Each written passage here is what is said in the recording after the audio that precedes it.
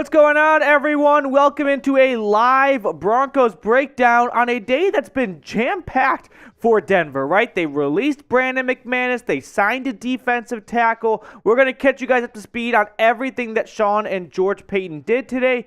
Plus, we're going to look at some replacement options for Brandon McManus. And as always, we end the show with a mailbag. So if you have any questions, feel free to hop in the chat right now. Get hashtag Broncos going. Or if you want to be an MVP, super chats go a long way to help support the channel. Plus, we guarantee a spot on screen. So before we jump into any of the meat and potatoes of today's show, two quick things. One, shout out your city. Let me know where you are watching from today. Get that going in the chat. And then number two, I was just telling producer McCullough, I'm not quite feeling 100%. I got my wisdom teeth taken out like I told some of you or whoever's been watching the last few days over the weekend. And I probably pushed myself to come back a little on the sooner side than I was ready. So I'm just not feeling really 100%. But just bear with me. I'm going to hang out with you guys for the next hour. It's still a little tough to talk, which is pretty vital for my line of work, but we're going to make do, and we're going to get you guys a fun live Broncos breakdown show. So let me know where you are tuning in from today. Shout out your city down in the chat. We give shout outs to everyone who's active in the chat. So we've got Eddie Martinez tuning in from Evans, Colorado. We've got Ernesto down in Brazil. Love it. I spent one winter break in Brazil, went to Sao Paulo, and then went to Campinas, which is a big-time bonk right there. So hopefully that's in your neck of the woods. David is in Kansas. Love to see it. Keep letting me know where you are watching from down in the chat.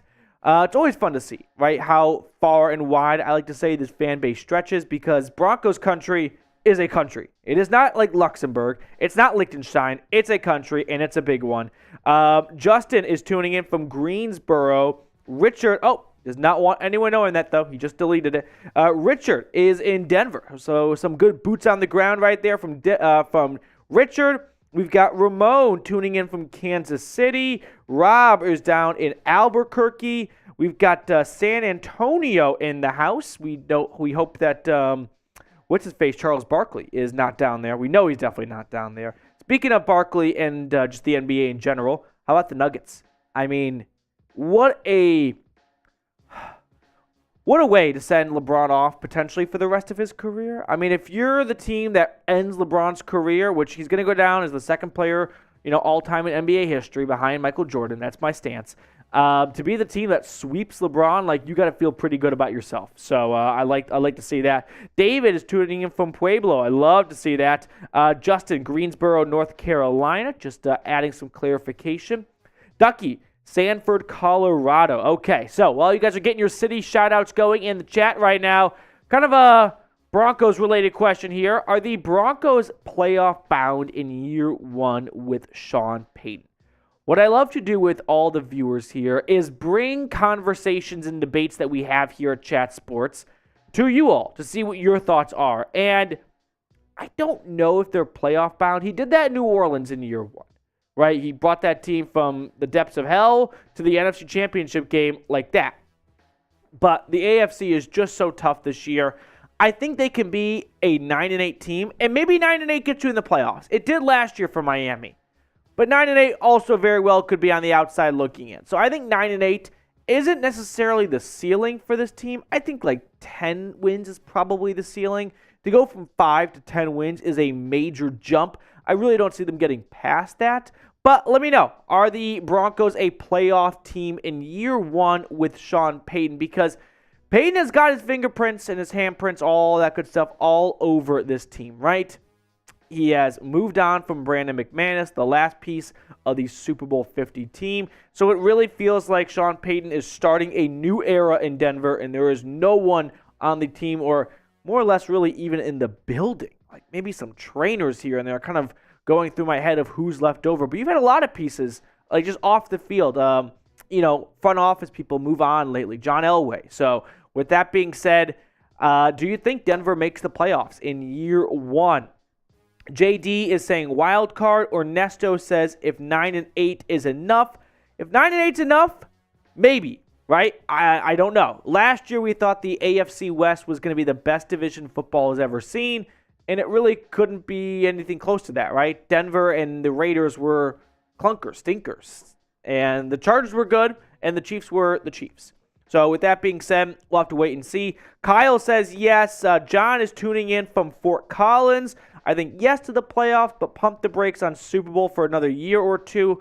Again, I'm going to pump the brakes on Super Bowl until I know who this team's quarterback is long-term. And I don't know if Russell Wilson is this team's quarterback long-term, right? If Russ bounces back in 2023, and 2022, it was just fully like that year on fire, it was all Hackett's fault, and Sean Payton has Russell Wilson back to his Seahawks days, then yeah, this team's a Super Bowl contender.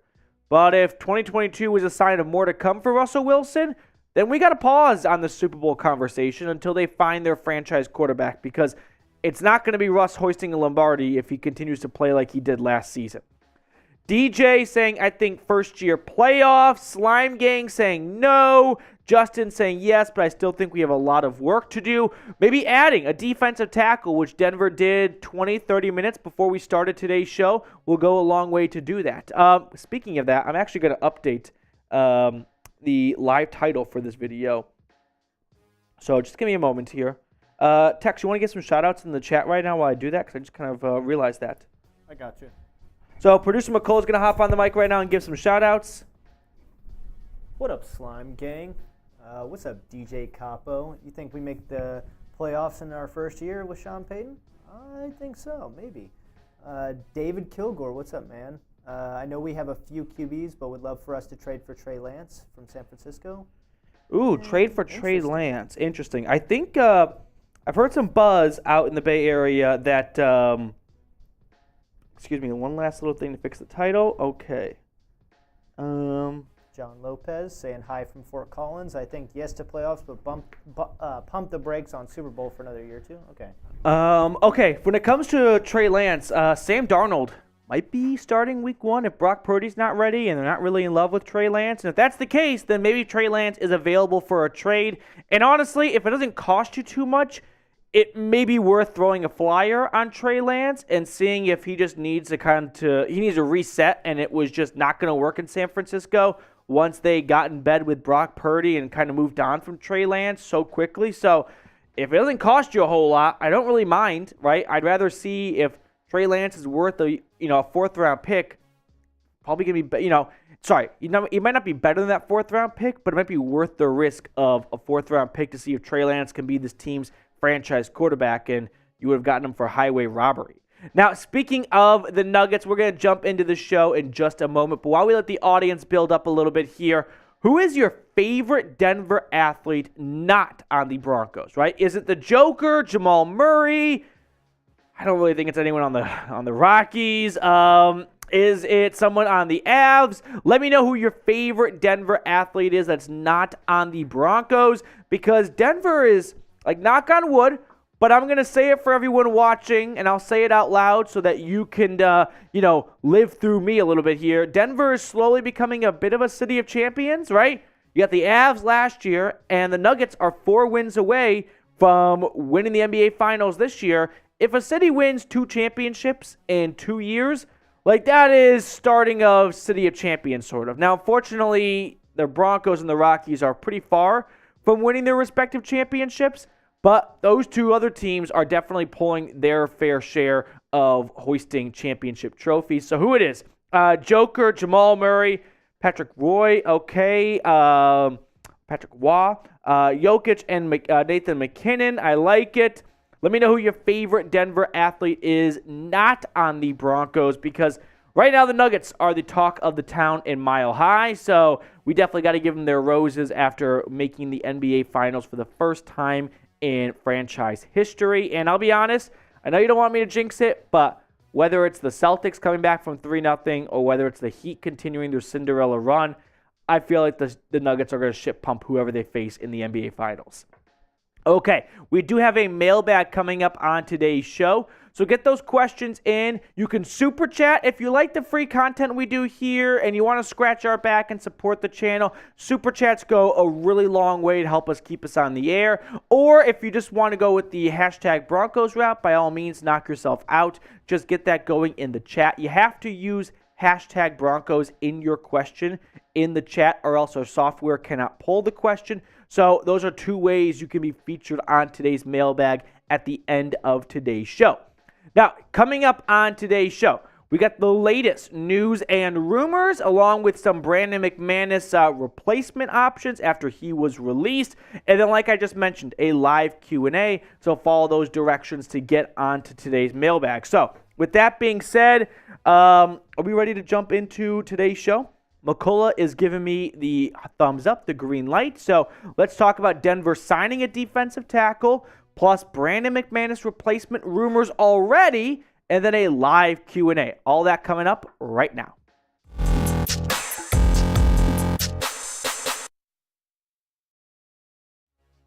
What's going on, Broncos country? Welcome into the Broncos Breakdown by Chat Sports. Matthew Peterson here, live on a Tuesday afternoon for a team that no longer has a kicker on its roster. So we're going to break down a little bit more of the Brandon McManus news, plus we got some rumors on who could be replacing him. But let's start things off with another piece of news, because I woke up today thinking, there is just nothing happening with the Broncos, and Sean Payton said, hold my beer. We'll make not one, but two moves in one day. So Mike Klis reporting per wire, Broncos have signed former Packers nose tackle / defensive tackle Tyler Lancaster.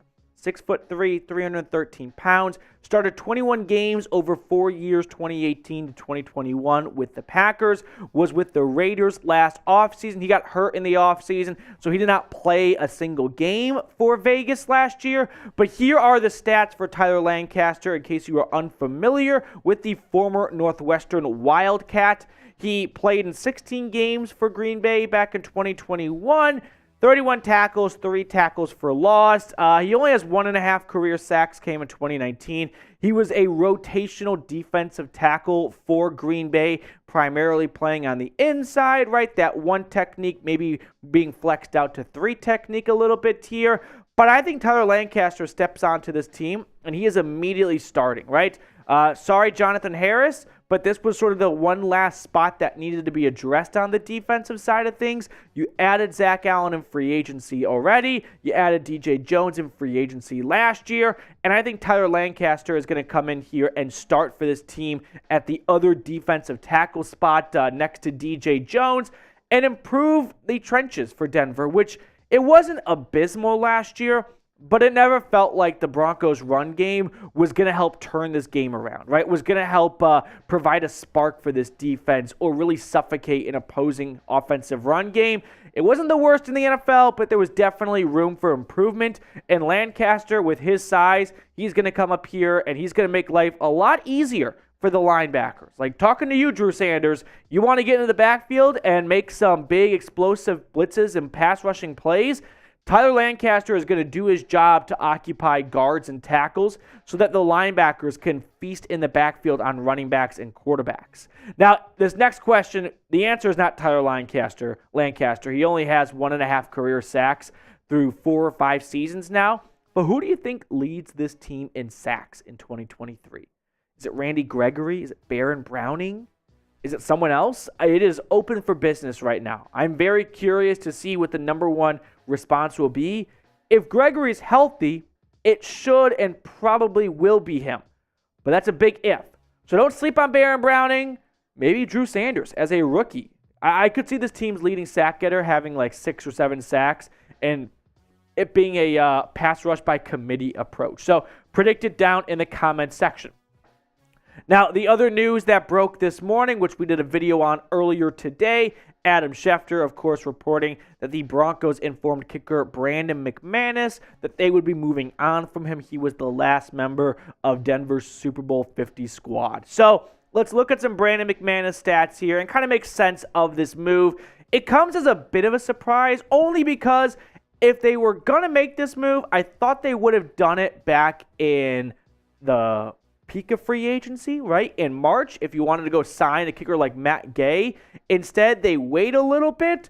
And I understand after the season he had last year, 77 completion, 77 field goal percentage, isn't all that exciting. And for Sean Payton, I think he's looking at this through a couple of lenses. One, the cap savings. $2.5 million, that's not really going to make or break much. But $2.5 million for a player that underwhelmed last year, for a special teams unit that has been disastrous, that's putting it lightly, the last 2 seasons. There's been a complete overhaul in special teams, right? Denver got a new punter, a new long snapper, a new special teams coordinator, and then they got that special teams coordinator, Ben Kotwika, a new assistant. So the last piece that had to be moved out was McManus. And I think Sean Payton decided, you know what, let's kind of flip the page a little bit. Let's move on from Super Bowl 50. Let's start fresh. Let's get a clean slate for the Sean Payton era. And the timing maybe couldn't be better for McManus or for Denver to move on from McManus with $2.5 million in savings. So you could add that to the pros column. And also, just not good last year, right? No one can really argue otherwise. It was statistically his second or third worst season in the NFL. So with McManus sort of already hitting that decline, I can kind of see. Now, the only question I really have is, why now? Why May 23rd? Did McManus, come in the morning and was he late for something? I don't really know. But I just thought if you wanted to move on from McManus, maybe this will be designated as a post-June 1st move, and that will save some more money. And maybe by the time you're watching this, they've already done that. But I do kind of wonder, why not move on from him back in March when you moved on from several other players, right? Like Ronald Darby and Chase Edmonds. Why wait till May to start your kicker search? I thought that was a bit puzzling. Okay, now on to some kicker rumors here. So Aaron Wilson tweeting out, Broncos working out veteran kicker Brett Maher on Wednesday per a league source. Now, I should have mentioned this for Tyler Lancaster, who had no connection to Sean Payton. So that was a George Payton signing. That's the only way we're going to differentiate who got the signing done, right? Was there a player who had a connection to Sean Payton and the Saints? It's a Sean Payton move. No connection to New Orleans? George Payton move. Brett Maher, he's got a connection to New Orleans and the Saints because back in 2021, he was Sean Payton's kicker down in the Big Easy. He had a nice 16 for 18 year. Like, he wasn't called upon too much, but when he was, he delivered 88% field goal percentage, a long of 42. So Sean Payton, Brett Maher didn't have to do a whole ton for New Orleans back then. But let's actually pull up his 2022 stats to show you guys what he did with Dallas last year, because this is the guy who got the yips, right? This is the kicker last season who unfortunately missed 4 straight extra points in the playoff game against the Bucs, 5 straight if you go back the week prior. So he was pretty accurate for Dallas, right? 91% field goal percentage. He went 29 or 28 of 32, whatever the math is. But it was the playoffs yips that really got Brett Maher. So we got some rumors, maybe an early front runner for the new kicker up at Mile High. Before we get on out of here, I just kind of wanted to have a State of the Union for Denver sports, if you will, for the second half of today's show for a couple of reasons. One, I woke up today wanting to do this on today's episode, and then Denver made not 1 but 2 roster moves, so that kind of cucked it. But I figured, you know what? After the Nuggets took down the Lakers, where does the Broncos stand in Denver sports pecking order? Like, it's still the NFL. It's always going to be number 1. But when is Denver going to get back to, when are the Broncos going to get back to the top of their respective professional sports league? So if you are pulling for the Nuggets to win the NBA Finals, hit that thumbs up button, like today's video. Let's show Joker, Jamal Murray, and the rest of the guys a lot of support here from the Broncos Breakdown. So hit that thumbs up button if you are pulling for Denver to hoist the Larry O'Brien trophy.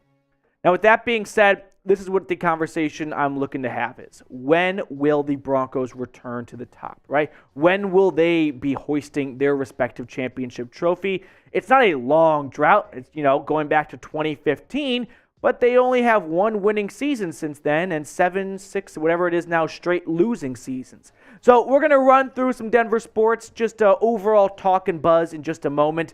But we got a great deal going on with our friends at Fanatics still. The 2-shirt combo deal, chatsports.com/DEN combo. That link's in the comments and the description of today's video. Now, Denver, I don't want to jinx it, because I don't want to be the guy that ruins it for everyone else. But I'm feeling confident about this right here.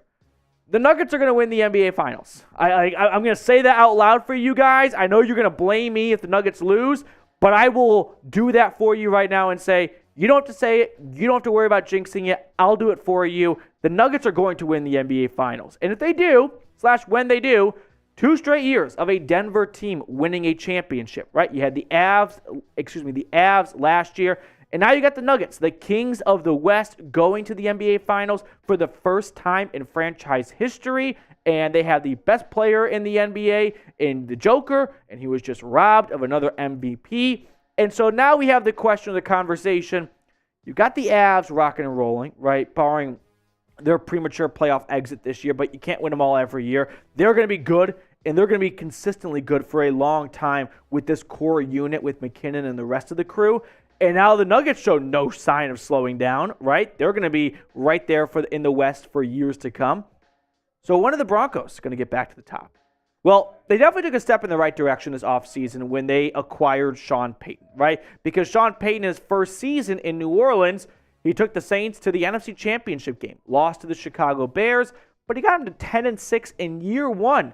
And they were a 3-win team the season prior. So if there's any man for the job to do a 180 real fast, it's Sean Payton. Like, he has majored in this, and he's got a doctorate in turning teams around very quickly. So I'm a student of history. I love history. So history would say, after the Avs won in 2022, I think the Nuggets are going to win in 2023. Who's winning in 2024, right? Are we going to have the Nuggets or the Avs run it back? Or is it going to be the Broncos or the Rockies' turn? I don't think it's going to be the Rockies. I hate to pour salt on the wound, but we all know this. It's not a fun movie right now, the Colorado Rockies. The last time they were above 500 at the All-Star break was 2018. Remember, they made the postseason that year. They beat the Cubs in extra innings. But since then, it's been bleak. It's been losing season, and so on and so forth. So if that's the case, then one would think, okay, well, we can kind of rule out the Rockies, and by process of elimination, Denver Broncos, you're next up. And we'll have to wait and see, because Sean Payton would be the man to have a quick turnaround. So let me know. Are the Broncos playoff bound in year 1 with Sean Payton? Yes or no? What are your thoughts? Sound off down in the comment section below. If you think Sean Payton is going to turn this 5-win 2022 Denver Broncos roster into a playoff team in his first season at Mile High. All right, what do you guys think? Are the Broncos playoff bound in year 1? We got a super chat coming in from my new friend Kenny. I think Kenny super chatted a few weeks ago. So Kenny, thank you so much for supporting the show. We got Timur tuning in from Salina, Kansas. And Justin says yes to the Broncos being playoff bound in year 1. Here's that super chat. If you super chat, you get on screen for everyone to see. Kenny saying, I heard the Broncos are working out Brett Maher. What do you think of that? So our next segment of the show is going to be a more in-depth breakdown of kicker replacements. So I'll give a more detailed answer there. But first impressions, first response, right, would be Brett Maher was super good for the Cowboys last year. He was, up until the playoffs. That's a major red flag, right? Kickers, it's just so mental with them. So if you're going to sign a kicker who had major postseason yips, you only have yourself to blame. If when you're in the postseason and Brett Maher gets the yips again, you have no one else to blame but yourself, because you knew what you were getting into when you signed Brett Maher. Now, if Brett Maher is able to put that one disastrous game against the Bucs behind him, then you have a pretty good signing right here. But if he's not, you're going to rue the day that you decided, let's sign the kicker who missed 4 straight extra points in 1 playoff game. That surely won't backfire. Like, you might want to save yourself a future headache and a future meltdown by maybe avoiding that guy. But at the same time, Brett Maher is probably the best option out there. So, Kenny, I hope that answers your question. Thank you so much for super chatting and supporting the show. Robert with a super chat. Let's go. The super chat's starting to fly in a little bit here. I told McCullough before we started today's show, just not feeling 100%. Feeling a little bit under the weather. The wisdom teeth, like if you guys can't tell, I'm a little bit swollen and just kind of hard to talk a little bit. I'm really slurring my words. So really appreciate some of you guys going above and beyond to help support the channel here. Any news or rumors on Shelby Harris? Maybe potentially come back to the Broncos. So the Seahawks did release Shelby Harris, and I have not heard a peep. Not a buzz, not a murmur, nothing. Now, the signing of Tyler Lancaster probably kills the idea of signing Shelby Harris, right? They probably feel like their defensive tackle room is ready to roll right now. So I'm going to say it's a very low probability of Shelby Harris returning. Harris played pretty well for the Seahawks last year, so I'm honestly a little bit surprised that no one signed him. But at the same time, the new mantra for the NFL is let's not have old defensive tackles. Let's get young guys who can rush the quarterback still. And that doesn't always work out. Like that was the Eagles' plan last year, was let's get athletic defensive tackles.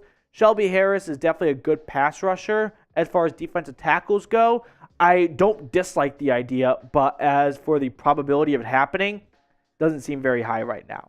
Okay, so we're going to jump into the next segment on today's show. It's going to be all about Brandon McManus replacement. So we got that on tap for you guys today.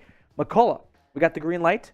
Okay, let's jump into a live episode of the Broncos Breakdown for you all.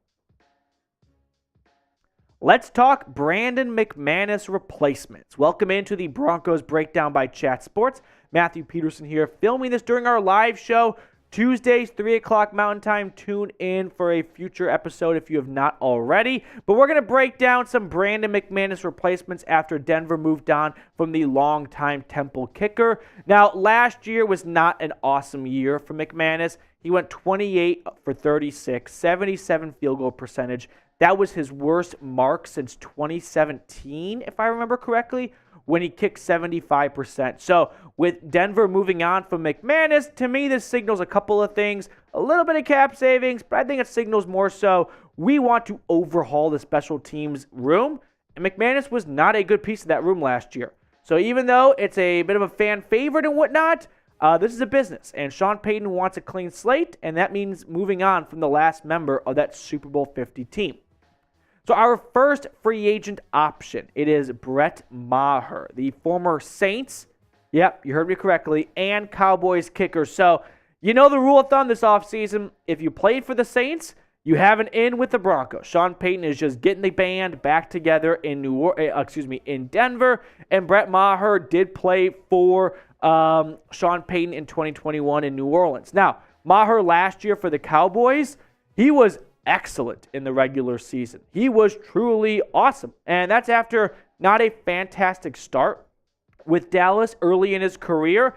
But we all know how the Brett Maher movie ended last year, right? The postseason collapse, the 4 straight missed field goals against the Bucs, 5 if you start connecting games. So, do you really want to be the team that signs Brett Maher after watching the meltdown he had mentally in 2022?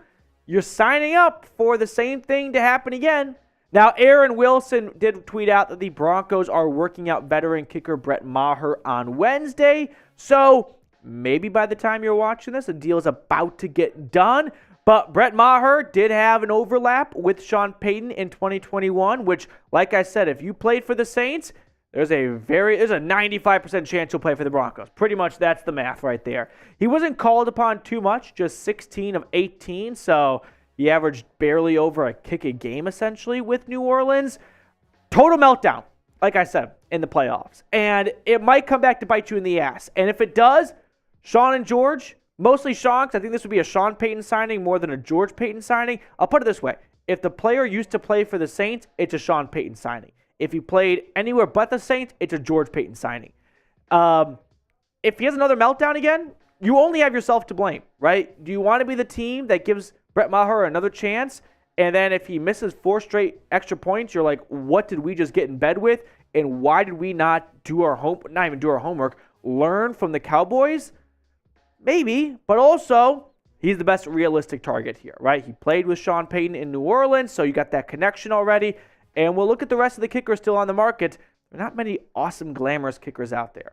So this is sort of an unrelated question to Brett Maher, but just kickers in general. Do you agree with drafting kickers? We've seen a trend lately of teams drafting kickers. I mean, heck, The 49ers took one in the 3rd round this year. The Bucs took one in the 2nd round. Overall, what's your stance on drafting kickers? Are you in or are you out? Yes or no? What's your thoughts? Let me know down in the comment section. Moving on to free agent option number 2. Speaking of the 49ers, this is Robbie Gould. So, longtime Chicago Bear, and then he was superb with the 49ers. He has never missed a kick in the postseason. So, if you're looking for postseason success, Brett Maher, not your guy. Robbie Gould, he's your guy. Last 4 years for the 49ers, he was very good, right? Last year, 84% field goal percentage. Ultimately, he's 38, 39 years old. San Francisco decided, you know what? It's just time to start fresh with a new kicker, and we like this Jake Moody guy coming out of Michigan, so let's just turn a page and move on. It wasn't because Robbie Gould sucked last year, right? Robbie Gould, I think, can still be a good kicker. Now, longtime Bear, he still lives in Chicago. He still has his family based in Chicago, so I don't know if he wants to add another city to his wrinkle. I feel like he's either going to play for the Bears or he's going to retire. But money talks, so if Sean Payton wants to lure him out of semi-retirement, maybe he will come to Denver. Moving on to our 3rd target tier, Mason Crosby. Speaking of long-time NFC North kickers, he's been a Packer, what an all-time bad voice crack. He's been a Packer for life, and I didn't even know he was still a free agent, honestly, until I started looking into Brandon McManus replacement options. But Mason Crosby last year for Green Bay, 86% field goal percentage. Like, he can still kick the ball very well. Didn't miss a kick in 2020. Now, he's always been known to have some ups and downs, and Green Bay has stuck by him through those ups and downs when a lot of teams just move on at the sight of, a kicker starting to lose his head a little bit. So, Crosby, I think, is the oldest of the bunch. He's right there with Robbie Gould, 39, 40 years old-ish. But if Denver wants to find a one-year kicker that they just don't see a better option, maybe Mason Crosby is your man. Let's move on to our 4th option, and this is Ryan Succop. So Tampa Bay Buccaneer kicker, if I remember correctly, for quite some time.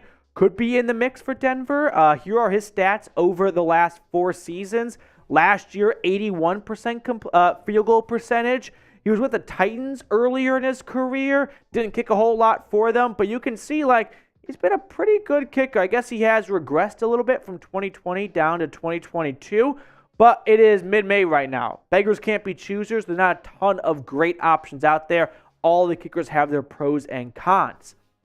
Now, before we get to our 5th and final kicker target tier, how about our sponsor, BetUS, for you guys? So if you are looking to put some cheddar down on, say, the Nuggets in the NBA Finals, make your picks over at chatsports.com/bet. Now, use our link. You got to use that link, plus our promo code, and BetUS is going to hook you up with a 125% deposit bonus.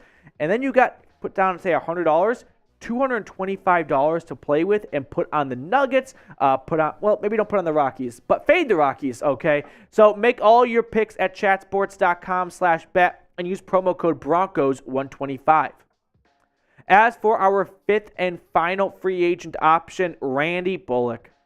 I really just included him because it's Fat Randy. And how could you not include Fat Randy, okay? Randy Bullock last year for the Titans, 85% field goal percentage from 20 attempts, not too shabby. Season prior, 83 off 31 attempts. So, better than Brandon McManus, and that's sort of why Denver decided to move on here. Before that, he was with the Bengals, and Fat Randy's always been a solid, good kicker. He did miss some time due to a leg injury. Remember, Fat Randy's the guy who, when he missed a kick, I think it was with the Bengals, he pretended to be hurt so that everyone would understand why he missed it. Maybe he was hurt. I don't really remember. But he's Fat Randy, so how can I not get behind that? Now, we're going to look at some more unique digging deep options in just a moment. But make sure to subscribe. If you are tuning in for the first time, one, kind of apologies because I got my wisdom teeth taken out. I feel like I've told the story 100 times, but I'm still not really doing a good job of enunciating all that well because I feel like I have 3 golf balls in my mouth. But hey, get you a Broncos YouTuber that comes in just a few days after getting their wisdom teeth pulled out when you subscribe to the channel. Now, let's say Denver wants to get aggressive. They want to trade for a kicker, or maybe one of these guys gets cut, kind of like McManus, to save some money. Nick Folk from the Patriots, that's an intriguing option. Zane Gonzalez, I think he's already cut or he's going to be cut. He hasn't actually already been cut, but they drafted a kicker. So he will be moved on from in San Francisco, I have to imagine. And then Will Lutz, what did I say? Sean Payton, he loves former Saints players. So if he gets moved on or he gets the boot down in the Big Easy, I could definitely see him getting a quick flight over to Denver. Now, Nick Folk, I'm going to pay some extra attention to because look at the numbers. Like 92%, 92%, 86%. And that's with a high volume of kicks. Now, Nick Folk is money under 40 yards, which Brandon McManus was not last year. That's partially why Denver decided to move on from him. The issue with Nick Folk is he doesn't have a very strong leg. I've got good news for you. Denver, 5,200 feet up there. Yeah, he's going to get an extra lift and carry from the mile-high effect and the altitude. So maybe Denver is perfect for Nick Folk because he doesn't have a strong leg. But you know it's a good place to have a weak leg in? Denver, because it will help carry the distance and get you that extra yard or two to make those kicks. Definitely the most accurate kicker of the bunch. But again, he's not a free agent, so that would have to be a trade or if the Patriots decide to cut him. So who do you want to add as the Broncos kicker? Is it one of the 8 names we have looked at so far? Is it someone else? Chime in down in the comment section below. I always love seeing what Broncos country has to say down in our comment section. Now, for all of you sick-minded individuals who watch the XFL every single week, here are some XFL options. I'm not going to pretend to know some of these guys. Usually my XFL knowledge is, do I remember you from college football? And I do for a lot of players, but kickers, not so much. So these are your XFL options. If you don't watch the XFL, here are your USFL options. None of these names really sound familiar. So maybe I'm missing an obvious one. I know a lot of people are going to, and we'll kind of wrap up the video with this. Matt Prater, right? Played for the Broncos before Brandon McManus. I don't see a reunion happening right there. So Matt Prater, I guess, could be a potential option. He went from the Lions to the Cardinals, and I can't remember if he's even still in Arizona or if he's been released. But regardless, no, I'm not going to give that one a lot of weight, but I guess it's a potential possibility because all kickers are possibilities at this point. Now, make sure to subscribe if you have not already. We're going to keep you guys in the loop on all things Broncos here at the channel. So when Denver does make a signing, because they will be adding a kicker sometime shortly, we will get a video out to you all. So don't miss it when you're subscribed. Mailbag coming up next here on the channel. Get your questions in right now, hashtag Broncos, or you can super chat like a couple of people have already done today. And if you super chat, we guarantee to include that super chat during our mailbag. So keep getting those questions in the chat right now, hashtag Broncos. I think we need some more questions before we can get this mailbag off the ground. So whether it's trades, free agency, signings, really anything under the sun related to the Broncos or not, we can get a little carried away here at the channel. Let me know what your questions are. You just have to use hashtag Broncos in the chat, and our software can pull it and put it on screen. Mr. McCullough will give me the green light, but I think we still need some more. Odolph182 getting his question in. So let me know what you guys are wondering or thinking about here. By the way, just 63 people watching, but just 28 likes. Come on, let's bump those numbers up. Like today's video for the best Broncos YouTube coverage out there, at least according to my mom. Definitely helps boost the algorithm here on the YouTube side of things so more Broncos fans can find this channel. Okay. Yeah. Okay. Between the supers and everything else, you think we're good enough to kind of get this thing going? Okay. So keep getting those questions in. Don't hesitate to ask a question. We answer all the questions, or at least most of them. So whether it's kicker related or just something else, by all means, anything you have on your mind, use hashtag Broncos. More than happy to discuss that with everyone watching. Mr. McCullough, we've got a thumbs up. Okay. All right. We got some more questions in. So see, Joey asking the hard-hitting questions. We'll save that one for the last. Okay. We got John Lopez asking a question, so keep those questions coming in. Now, let's jump into a mailbag. Welcome into the Broncos Breakdown mailbag edition here at the channel. Now, today's mailbag was filmed during our live show Tuesday, 3 o'clock Mountain Time. So if anything gets dated a little bit, just bear with us here. But I'm answering questions that you guys had regarding a lot of the kicker buzz going out there, and everything else under the sun. So let's get started with this coming in from Eddie Martinez. Who will replace Brandon McManus? That is right now the $1 million question in Denver, right? Who's going to be this team's next kicker? Because they really only had one kicker, barring McManus missing 1 or 2 games since 2014. If I had to make a pick, I'd go with Brett Maher. I just think he probably makes the most sense because he played with the Saints under Sean Payton in 2021. He was really good with Dallas last year up until the postseason. And that is a buyer beware, right? You might have major buyer's remorse if you get Brett Maher and he's awesome for you in the regular season and Denver squeaks into the postseason and they're on the verge as a 7th seed upsetting the 2-seeded Bills or Bengals or Chiefs on the road, and Brett Maher strikes again. So we'll have to wait and see, but Brett Maher is my prediction. Eddie, thank you so much for the question, though. Kenny with a super chat to support the channel. Thank you so much, Kenny. I heard the Broncos are working out Brett Maher. What do you think of that? So I'll kind of a little bit of regurgitate what I just said. Plus, we have some Brett Maher stats we can throw on screen for you guys to see. But the big question is, can you look past the meltdown he had in the postseason, right? If you believe he can get that behind him, great, move forward. But we know how kickers work, right? It's so mental for kickers. It's not just missing a shot, right? Or missing a pass or dropping a pass in the postseason. Like for kickers, there is a good reason to believe if you get the case of the yips, you might never be able to fully move on from it. And the NFL isn't going to sit around and give you a second chance. Last year for the Cowboys, 91 field goal percentage. That is very good, very impressive. But we know how the postseason went. And I don't need to remind anyone of the all-time meltdown he had against the Bucs. And he's just super lucky that Dallas just kept scoring touchdowns, and 6 points is just as good. Well, 6 points is still good, but it's not as good as 7 points. So I do have concerns over adding someone after the meltdown he had on public television.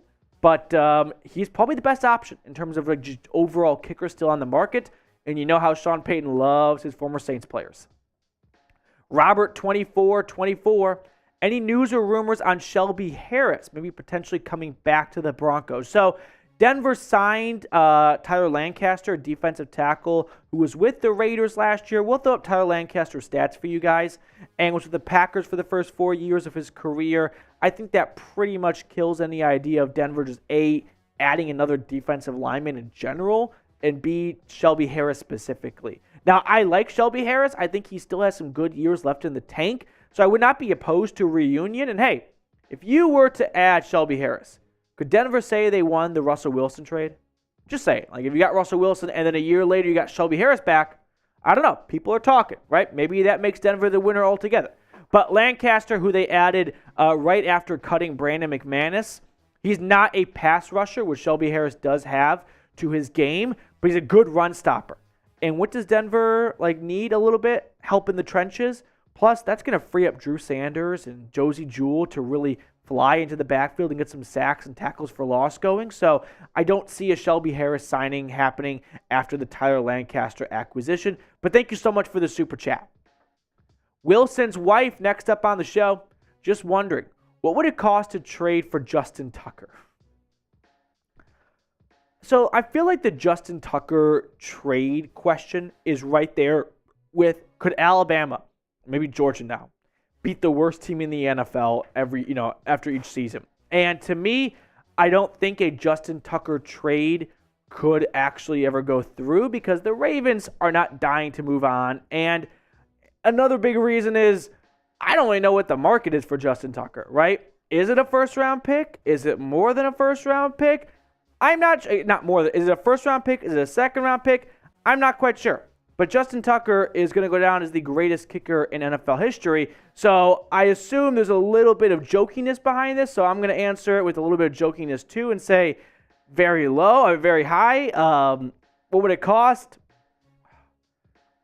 A second? I think Justin Tucker goes for a good chunk of change, honestly. He's just that reliable. Next question up here.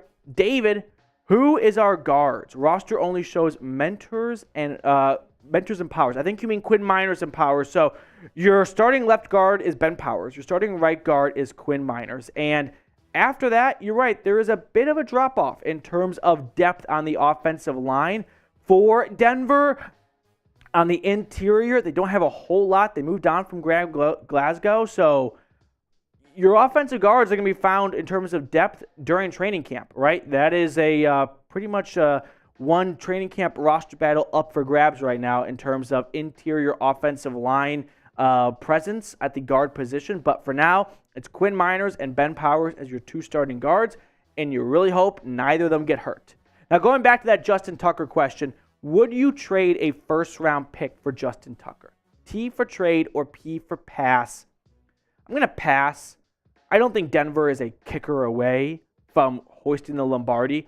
Like if the Bengals, for example, were like, we have or the Chiefs or the Bills, whatever. We're like, we have every piece needed. We just need to get the best kicker in the league. Maybe they could sell themselves on like a mid-season trade to really get all the pieces needed to pull off a Super Bowl run. But for Denver, I don't think it makes sense. They need a first-round pick more than they need an aging kicker who's still going to be good, but Justin Tucker can only do so much. John Lopez, do you think Greg Dulcich will be tight end 1 if he doesn't improve his blocking ability? So Dulcich last year, remember, he missed the first 5 weeks of the season, and he was a very good receiving tight end despite missing a lot of very important things as a rookie during training camp. But you're right, the blocking ability, or more inability, did hold him back a little bit. I know that Sean Payton has a affinity for tight ends, and he wasn't asking Jimmy Graham to block all that much in New Orleans. So I think they can ask Dulcich to step up the game in the blocking department, but also recognize we didn't draft you to be a blocking tight end. That's why we signed Chris Manhertz, right? That's why we traded for Adam Trautman, maybe. For Dulcich, it's you're going to be a receiving tight end. So I do think Greg Dulcich will be the tight end 1, even if he does not improve his blocking ability. Now, make sure to subscribe, by the way, for the best Broncos YouTube coverage out there. We keep you guys informed and I think entertained a little bit too. So make sure to subscribe. Usually I'm not recovering from wisdom teeth surgery, so I'm usually a lot more energetic. But hey, I still want to get some content out to you guys and hang out with the country. Ernesto Siebert, next up on the channel. Any updates on Javonte Williams' recovery? It's kind of been 0 dark 30. We got a brief update back in February, and then there was buzz and murmurs and rumors during the combine that Denver's front office really has no idea what to expect out of Javonte Williams in 2023 in terms of availability. But Sean Payton was talking to the media last week, and he said they expect Javonte Williams to play at the start of training camp, which is remarkable, right? The guy's coming off more than just an ACL injury. He essentially tore almost every ligament he had in his knee. So for him to come back in July after suffering that in August would be one heck of a turnaround. That's the latest in terms of specifics. You can a July return, although I wouldn't hold your breath on that. Don't be shocked if Javonte Williams starts the year on the PUP list. Do high knees. My Bears friend asked me about trading Randy Gregory to Chicago. Could it happen? Could it happen? Yes. I don't think it's very likely, though, right? When I say I don't think it's very likely, I think it's very unlikely, right? In that 0 to 10% range here. Now, Randy Gregory was a 5-year, $70 million free agent signing by George Payton to sort of replace Von Miller, and it didn't get off to a glamorous start last year. He only played in 6 games, which unfortunately has been the theme for Randy Gregory's entire career, lack of availability. Now, the start of the season, remember, he was great with Bradley Chubb, 2 sacks, 2 forced fumbles. He was awesome in the first couple of weeks against the Seahawks, the Texans, the Niners. But once the knee injury came back, and even after the knee injury, just like him getting into a fight on the Christmas Day game against the Rams, just some maturity issues right there in my opinion. Now, financially, it could be done because he only signed a deal with $28 million in guaranteed money. So it's not like even after moving on just 1 year later, Denver would be taking on a huge bill. He's got a base salary of $14 million this year, and that's what the Bears would have to pay him, and they've got plenty of money, so you kind of check that box. $14 million in cap savings. I'm sure Denver would like to have $14 extra million, and the dead cap is just $8 million over the next 2 years. So financially, despite this being the second year of a 5-year deal, it's actually way more doable than you think it is. But I don't think George Paton wants to punt on his 5-year, $70 million marquee free agent signing from 2021 or 2022, I guess, just one season later. Like, he wants to at least give Randy Gregory 2 years and hope that he can bounce back this year and not have to get knee surgery, play 17 games, and put up 10, 11, 12 sacks in a full season. So I think George Paton is not going to sell on Randy Gregory when his value also really couldn't be any lower than it currently is right now. So what do you guys think? Will Gregory bounce back this season? Type Y for yes or type N for no. One possibility is a mid-season trade now that I think about it. Like, if Randy Gregory has a Bradley Chubb start to the season and Denver is like a carbon copy of last year of losing games, but you've got a good edge rusher and those things sell quite well mid-season, maybe he does get moved, but I think George Paton wants to wait and hope that Randy Gregory doesn't make him look like a fool for giving him a 5-year contract. Last question coming in from Joey. Wisdom teeth removal is never fun. This is more of a statement, and it is a very, very true statement. It sucks. I'll kind of end the video with a bit of a TED Talk here. You know how everyone's got that one friend who got their wisdom teeth taken out, and they're like, dude, I was fine that night, or I was good to go the next day.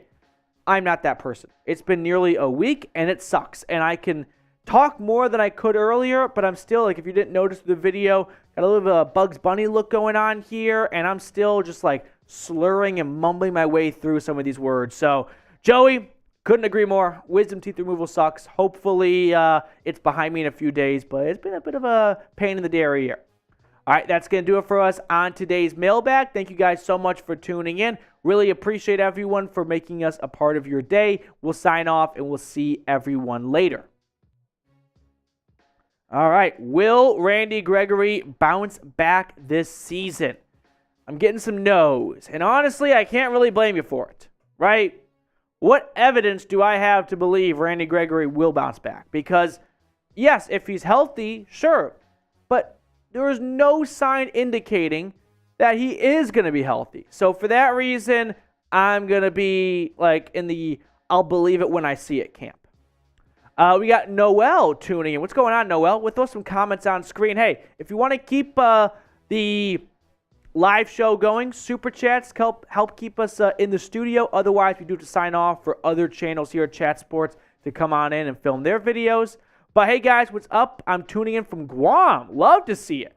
Right now, we are just about to hit a Cat 4. Okay, do not let me see that part. I did not read the whole thing before I said love to see it. Noel, no, all jokes aside, hopefully you're okay, and hopefully everything goes well at your home. And thinking of you and everyone in Guam right now. Hopefully we hear good things from you in the near future. Best of luck, Noel.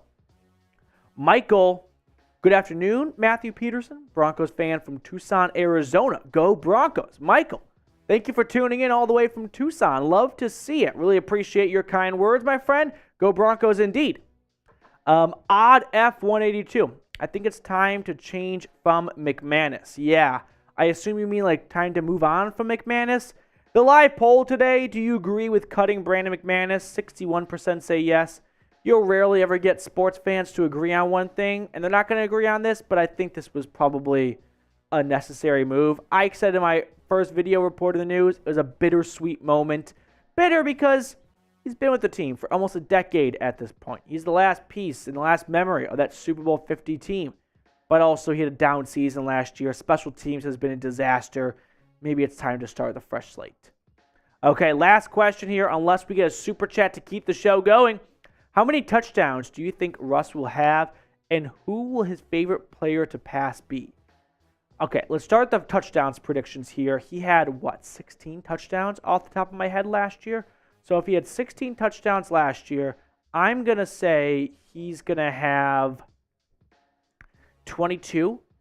I think he could add 6 more touchdowns. I think Sean Payton's going to want to run the football a lot. So give me 22, 23 touchdowns for Russell Wilson in 2023.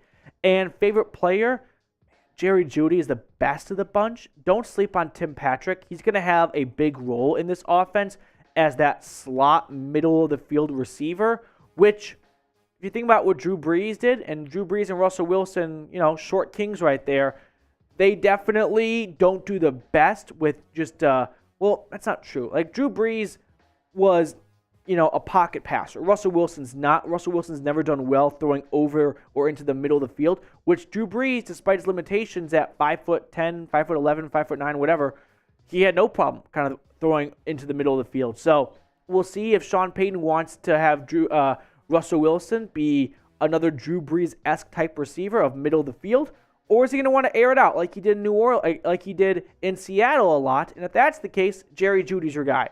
I'm going to kind of move on from Courtland Sutton, though. I will say one thing, though. Marvin Mims. Sean Payton has always had a ton of success with rookie wide receivers. Michael Thomas was super successful in his first season. Marquise Colston, Kenny Stills.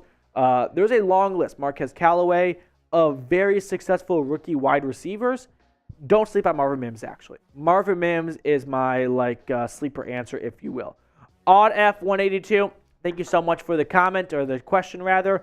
That's going to do it for us on today's live Broncos Breakdown. Thank you guys so much for tuning in, hanging out with us here. Matthew McCullough, Matthew Peterson. We'll sign off, and we'll see you guys later.